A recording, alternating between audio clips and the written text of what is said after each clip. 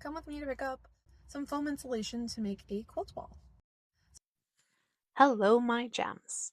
I have been working on organizing my space this year, which has left a few blank walls. I decided to build a quilt wall so I could see my quilt designs as I sew the rows and blocks together. I headed to the orange store, walked through the insulation aisle, and picked two of these 2x2 foam boards. They were $9.97 a piece. I had some leftover polyfill extra loft batting from a project that I was working on last year. I opted to use this to cover my board. I have an old cutting mat that is no longer sufficient for cutting.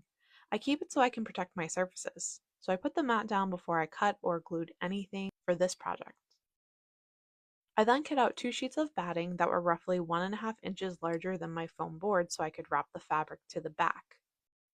With batting, there are two different sides, the wrong side and the right side. The right side the fabric will stay on, whereas the wrong side it will fall off. Here you can see I'm doing a test where I put the fabric on both sides and shake. I applied Mod Podge to one side of the foam board. I felt like Picasso at this point until my foam brush came apart. I then flipped the glue side to the wrong side of the batting, pushed down a little bit to secure it. I put something heavier on top of the back of the insulation so that way it would have time to adhere with the glue, and I left it for about 30 minutes. Here I'm upcycling dull sewing pins and using them to adhere the batting to the back of the insulation.